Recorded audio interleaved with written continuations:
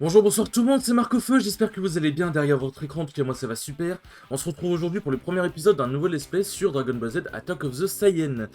C'est un jeu qui est assez méconnu et qui est mon jeu préféré. Hein, j'aime bien avoir des goûts un peu spéciaux finalement, des goûts un peu spéciaux, je ne sais même plus parler français. C'est tout simplement mon jeu préféré et j'avais hâte de le faire en let's play, je sais que je dis ça à chaque fois et voilà, je sais que je me répète à chaque fois. Mais en même temps à chaque fois c'est vrai. Et vraiment, genre, j'étais en mode... je savais pas comment bien faire le let's play, puisque comme c'est mon jeu préféré, forcément c'est un jeu que je connais quasiment par cœur. Et j'étais en mode, ouais, mais est-ce qu'à certains moments, comment ça va rendre et tout. Mais en vrai, après avoir fait Donjon Mystère Explorateur du Ciel, où je me disais, il y a des moments où on allait se faire chier, finalement ça a été, donc je me dis, bah roule. Je n'ai plus à avoir peur. Et sur ce, trêve de bavardage, c'est parti. Bon, comme d'hab, on va faire un peu l'intro du jeu, enfin, une fois que l'intro du jeu est passée, je vais développer un peu sur mon ressenti, sur le jeu, comment je l'ai connu, enfin bref, comment va se passer l'aspect, bref, donner des détails, donner des petits détails supplémentaires. Il y a longtemps, au fin fond de la montagne, à des milliers de kilomètres de la première ville, c'est ainsi que commence notre surprenante, notre incroyable, notre extraordinaire histoire. Toujours de la surenchère. Après son violent combat contre le roi Piccolo, Sangoku rencontre Dieu, toujours dans la surenchère, j'ai dit. Ensemble, ils parviennent à ressusciter Shenron, le dragon éternel, c'est avec un N normalement, mais c'est pas grave, Shenron. Il redonna vie à tous ses amis qui avaient péri sous les coups du roi Piccolo. Ceci fait, Sangoku se consacra à son entraînement sous le regard attentif de Dieu. L'heure du départ, toujours plus haut. Aïe aïe aïe aïe aïe, ça va être un let's play de fou furieux, de fou furax. Debout tout le monde, Tortue Géniale vous attend. Le petit déjeuner est servi, tout est prêt, descendez de là et en avant. Ouais, tout le monde qui pionce, hein, classique. Sangoku, merci de m'avoir assisté. Premier jour champion du monde des arts martiaux, j'aime bien Krillin. Krillin, youhou! Ah. Oh, tiens, lunch, bonjour! Atchou! Oh, l'éternuement de fou. Aïe, aïe, aïe, aïe, aïe. Et j'aime bien parce que ce jeu est bourré de références à l'animé, à la série DBZ. Attends, c'est un jeu DBZ, mais généralement les jeux DBZ sont pas forcément tant bourrés de références que ça. Mais franchement, ce jeu...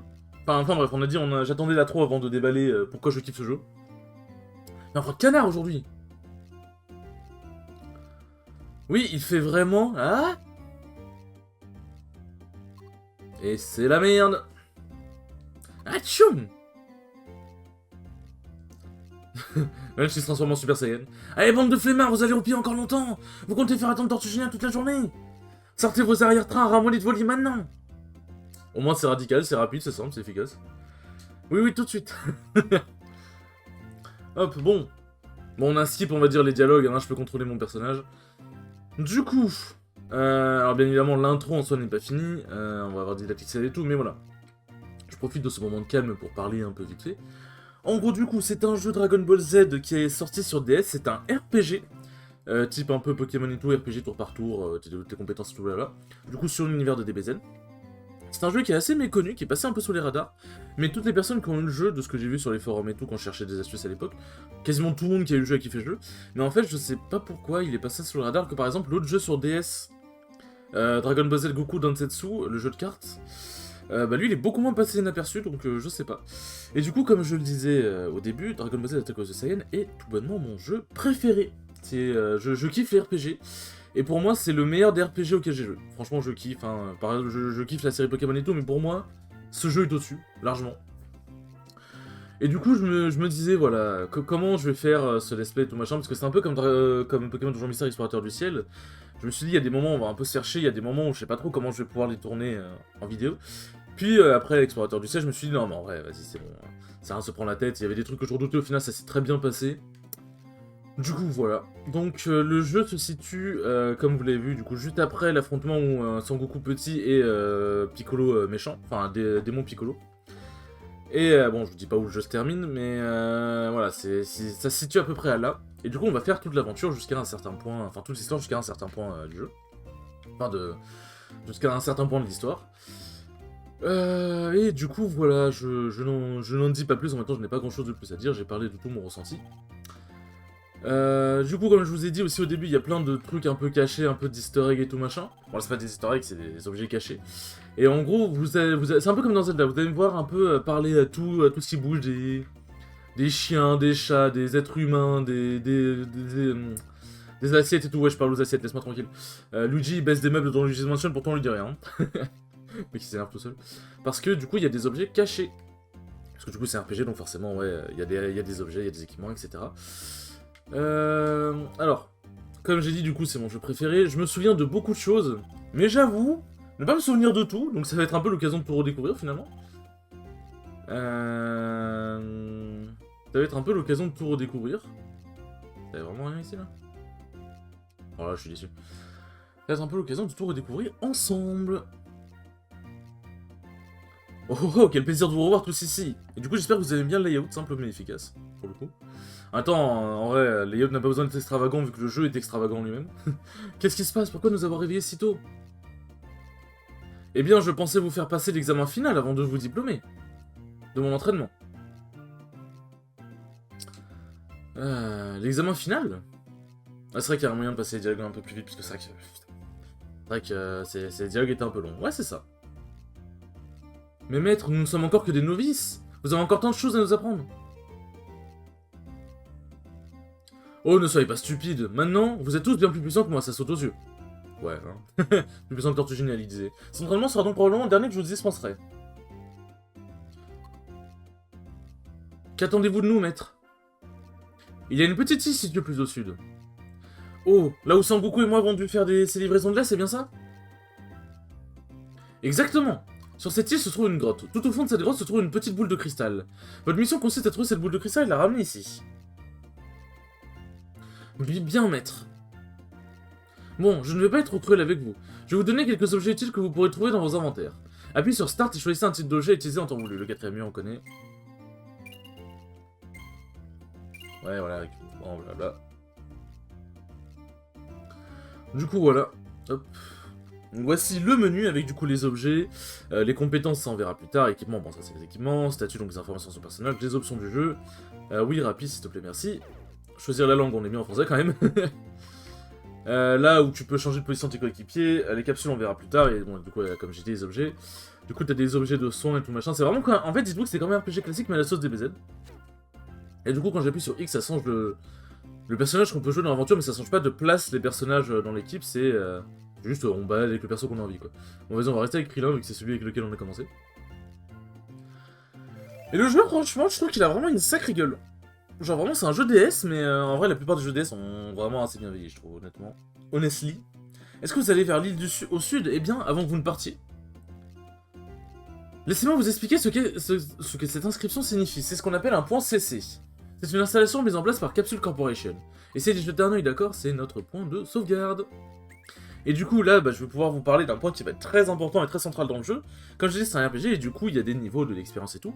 Et il y a des moments où il va falloir que j'XP pour pas être à la ramasse face au boss. Du coup, ce que je vais faire, c'est que généralement, quand on arrivera à ces points-là, ce sera généralement la fin de l'épisode, parce que t'as pas des points comme ça tous les 10 mètres. Et en gros, je sauvegarderai, et en off, j'XPerai pour que... Bon, je sais pas trop XP non plus, parce que faut pas déconner. J'XPerai en off, comme ça... Comme ça, on n'aura pas toute la partie entraînement et toute la partie un peu barbante, entre guillemets. Et du coup, comment ça marche? En gros, c'est un point. T'appuies sur A quand t'es dessus, et en gros, tu as deux fichiers de sauvegarde, tu choisis celui que tu veux, et du coup, tu sauvegardes, du coup, par-dessus. Bon, là, je vais pas le faire, bien évidemment. Putain, j'ai... j'ai une qui commence à se boucher, j'ai la mire. Là, je vais pas sauvegarder maintenant, forcément. Donc, vous commencez à savoir pourquoi. Et en gros, quand tu passes sur ces points de sauvegarde, ça te régénère entièrement ta vie et ton mana, entre guillemets. Du coup, c'est extrêmement pratique pour pouvoir farm XP et tout le bordel avant de faire un boss. Vous voyez, vous pouvez mettre une maison capsule en veille et sauvegarder votre progression. Il y en a aussi dans les villes et dans les donjons, alors jetez-y un œil quand vous en verrez, bref. Hop. Bon, normalement, le son, c'est le même niveau de son que Donjon Mystère Explorateur du Ciel, donc normalement, le son ne devrait pas être trop fort ou trop faible, ça devrait être ok, ouais. Île d'entraînement. Hop. Il y a quelque chose dans les parages. Waouh! Ah bah voilà, notre premier didacticiel de combat. Au cours de vos voyages, vous allez vous heurter à des ennemis. Le combat se termine à votre victoire. Si vous perdez, la partie se termine. Attention au niveau de PV du groupe. Ah, attendez. Je bois juste un peu puisque là ma gorge elle part en couille. Alors, du coup on attaque les ennemis. Bon, ça c'est... Vous avez une compétence grâce au ki, donc le ki c'est un peu le mana en fait. Défendre, limiter les dégâts, vous pouvez fuir un combat. Bon, voilà, c'est comme un RPG. Il y a le sommeil, la paralysie, le poison, les ténèbres, confusion. C'est pour ça que du coup, Tortugine nous a donné des récup poison. C'est des antidotes quoi. Les altérations de l'état peuvent vous coûter plusieurs tours, vous affaiblir progressivement à rendre le combat plus dur, soignez-le le plus tôt possible. Du coup voilà, on peut se défendre. Hop, on peut choisir une action et revenir maintenant. On peut se défendre, ce qui fait que si on nous attaque, on prend moins de dégâts. Échanger, donc en gros, on peut puisqu'en gros, on a jusqu'à 6 personnages. Et bon, là, il y en a marqué 5, mais ça, c'est pour un autre truc. Enfin, il y a marqué 5 emplacements dans la réserve. Du coup, on a jusqu'à 6 personnages, et du coup, on peut swap entre les personnages si on veut. Là, c'est l'attaque basique, là, c'est les objets, et là, c'est les compétences de ki. Et du coup, il y a plusieurs niveaux, mais ça, j'expliquerai plus tard. Donc, on va pas se prendre la tête, on va faire la compétence de ki pour l'instant, et du coup, il y a les PV et tout. Il y a aussi les descriptions en bas, forcément. Je pense qu'on pourrait faire ça comme ça. Il y a aussi une petite astuce, entre guillemets, quand un ennemi nous attaque. C'est qu'on peut se défendre quand il nous attaque. En gros, vous voyez, les trois persos, ils sont disposés de la manière que en haut... En fait, ça fait X, Y, B, en gros. Enfin, je sais pas comment dire. Oui, c'est ça, c'est X, Y, B sur une manette de Nintendo. Et en gros, le perso en haut, ça correspond à la touche X, le perso au milieu, ça correspond à la touche Y, et le perso en bas, ça correspond à la touche B. Ça fait une sorte d'art de cercle, entre guillemets. Et en gros, c'est pas en mode c'est comme ça que tu contrôles les persos, c'est en mode... Si on t'attaque et que t'as le bon timing, le timing vous le verrez, tu peux te défendre. Donc tu prendras moins cher, et ça c'est vraiment cool. Heureusement qu'il n'était pas trop fort. Lorsque vous gagnez un combat, vous gagnez des ennemis, argent et de l'expérience. Vous gagnez également des PA ou points d'apprentissage. Votre niveau augmente lorsque vous gagnez des points d'expérience. Vous pouvez aussi apprendre d'autres compétences et améliorer celles que vous avez déjà avec vos PA, voilà.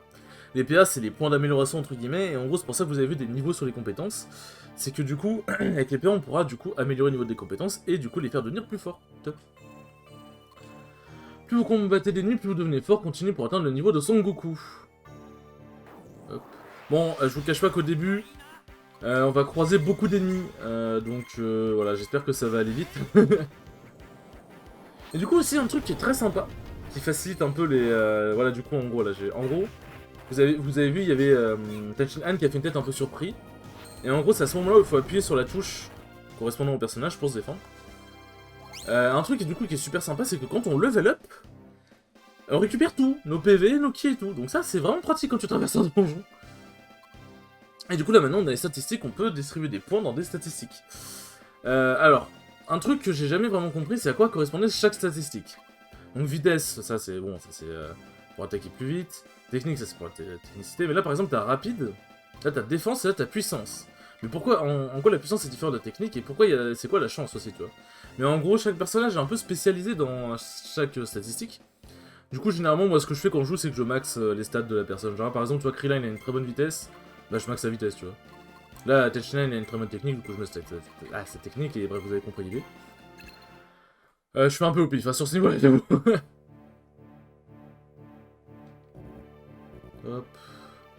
Et là, du coup, nous avons des coffres au sol. Des objets. Donc voilà, en vrai, c'est assez similaire à Pokémon, hein, sur certains aspects. Tu te balades un peu, tu combats, tu ramasses des objets et tout, mais... Vous allez voir que c'est très différent, et que c'est un jeu qui est très très vite, très cool. Un jeu qui est très vite kiffant. Putain, j'ai l'impression que le son est un peu fort. Normalement, ça devrait être bon, mais en même temps, je peux pas le baisser plus, en fait, c'est un peu le problème. Ou alors, je le baisse sur OBS, mais... Ah, c'est vrai que, putain, sur OBS, il a l'air fort, quand même. Sur OBS, il a l'air fort, quand même. En vrai, ça a l'air d'aller. Écoutez, on verra bien, on va voir ce que ça donne. Au pire, je gueulerai un peu plus fort. Tac. Alors, là, vous voyez, du coup, je récupère tous les objets et tout. Mais en gros, ce que je vais faire, je vais essayer de me retenir, ça va être dur. Comme je vous ai dit, du coup, je vais essayer de parler à tous les éléments du décor et tout pour pouvoir choper les objets et tout. Mais ce que je vais faire, c'est que je pense que je vais pas aller chercher tous les objets, parce qu'il y a des objets qu'il faut revenir dans les zones pour les chercher, il y a des objets qui sont hyper chiants à atteindre. Donc tu perds plus de temps à y aller que pour l'objet en soi. Donc ce que je vais faire, c'est que je vais prendre un peu les objets sur ma route et voir si l'objet est pas trop loin. Mais sinon, je vais tracer. En fait, je vais éviter de faire en mode un 100% comme je pourrais faire moi quand je joue au jeu de mon côté. C'est comme pour Pokémon, comme ça on avance un peu vite et on traîne pas. Avec cette partie clignote, approchez-vous-en et détruisez-la avec un petit Koa. Appuyez sur le bouton B lorsqu'il clignote pour charger votre puissance. Lorsque votre puissance est à son maximum, la jauge de Guy s'allume. Lâchez le bouton B pour lancer un Kikoa. Voilà, c'est pas compliqué. Hop, voilà. Ah, bon, là, c'est le tuto. Tac. La plume de Phénix. Il y a quelque chose d'autre dans les parages. Un fantôme. Et du coup, chaque ennemi a bien évidemment ses faiblesses et ses forces. Une d'entre elles semble ne pas fonctionner, c'est une autre méthode comme une compétence sur un objet. Tac. Et du coup, bon, moi je connais, donc je vais pas faire genre, ah, là, le... En fait, ces combattants-là sont quasiment, parce que c'est des fantômes, t'as vu, sont quasiment immunisés aux attaques de corps à corps, genre ça leur fait quasiment 0 dégâts, mais ils prennent les attaques de ki x2. Un truc du genre. Genre voilà, là il a pris très cher. Il a pris très cher. Donc voilà, là globalement on a... Le premier épisode de toute façon c'est ce qui est un peu chiant, hein. C'est... Là globalement on a fini le tuto, basiquement ouais. On a fini un peu le tuto, on va juste taper... On va juste à la fin du donjon se taper un boss, mais ça en même temps ça c'est logique. Ça en même temps ça c'est logique. Bon je récupère les objets là parce qu'en vrai je vais en avoir quand même besoin pour l'aventure. Mais du coup voilà. Et non du coup j'espère vraiment que... je vais vous faire découvrir... j'espère vraiment que je vais vous faire découvrir ce jeu. Et que peut-être que pourquoi pas vous y jouerez après sur émulateur. Mais voilà, franchement c'est un jeu, je voulais le faire depuis longtemps, mais bon... Après c'est aussi les jeux un peu obscurs comme ça, tu sais, comment tu peux les rendre attractifs entre guillemets. Je suis pas là en mode ouais comment faire des stats avec, mais comment rendre un jeu que pas beaucoup de monde connaît intéressant à suivre, parce que pas beaucoup de monde connaît le jeu, et du coup tu te dis bah c'est pas des jeux qui vont intéresser les gens, tu vois. Et du coup je suis en mode comment faire, mais on va trouver, on va trouver. La passion parlera avant tout. La passion parlera avant tout. Hop. C'est vrai que par contre, ça c'est un truc qui est un peu chiant, c'est que tu peux pas courir plus vite en fait, ça c'est un peu chiant. Hop. Bon je me tabasse tous les ennemis parce que on est sur le chemin comme ça. Ah oui du coup chaque personnage qu'on joue a bien évidemment un peu sa fonction principale entre guillemets. Bon ils ont tous pour fonction de faire mal hein, mais genre je veux dire, ils ont tous des coups différents. Et ils ont tous des subtilités, genre par exemple... Krillin et Yancha ils sont faits pour être rapides. Techen il est fait pour frapper fort mais avec un contre-coup. Sangoku c'est un mix des deux. Piccolo il est fait pour... C'est vrai que je suis en train... Attends, je suis en train... Enfin, en gros, là, je suis en train de spoil carrément tous les personnages qu'on va avoir, là. Mais de toute façon, en vrai, la miniature, elle spoil un peu, en vrai, mais... Bon, en vrai, j'avoue, j'en dis pas plus. J'en dis pas plus. Bon, après, c'est logique que dans un jeu de DBZ, on va jouer Sangoku, pour le coup. Mais voilà, je n'en dis point plus. Mais voilà, du coup, chaque personnage a sa spécificité, un peu. Du coup, voilà. Et là, vous vous dites, mais quelle est donc cette jauge de Fury? Parce que y a marqué Fury sur Yancha, mais qu'est-ce que c'est donc? Eh bien, en fait, c'est très simple. Non, je déconne. Non, en vrai... Ah, pour le coup, c'est simple. En gros, ça va être la jauge pour notre ulti. Mais là, on n'a pas d'ulti pour l'instant. Pardon, bien évidemment. On n'a pas d'ulti pour l'instant. Mais du coup, quand on aura un ulti, ce sera grâce à cette jauge de Fury qu'on pourra la déclencher. Hey, c'est moi! J'ai oublié de vous donner ma capsule, alors je vous l'ai laissée là-dedans pour vous. Vous êtes là dans les villes et les donjons, vous y trouverez des objets utiles. Masque à gaz. Et là, vraiment, là, on va avoir des objets. Vous allez les voir souvent. En gros, les capsules, c'est des objets qui ont un effet sur le terrain, ou qui peuvent avoir un effet dans le combat. Mais c'est un effet... comment dire? Genre, t'as des... Ouais, c'est qui a un effet sur le terrain, ou un effet en combat quand tu pop. Ça, voilà, la carte d'obscurité. Ça va être très pratique en gros, ça fait que quand les ennemis pop, ils ont une chance d'être aveuglés et du coup de rater leurs attaques. Et ça c'est vraiment bien.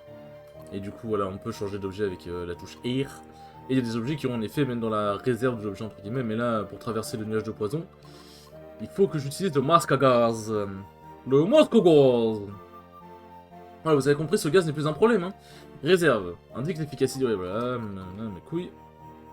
tac. Et là, du coup, on arrive au boss. Avec au boss. Et ce que je vais faire... Alors, tu vas me laisser parler, petit con. Tu vas me laisser parler. Oh, c'est quoi cette politesse? C'est quoi cette malpolitesse? Enfin bref, t'as compris.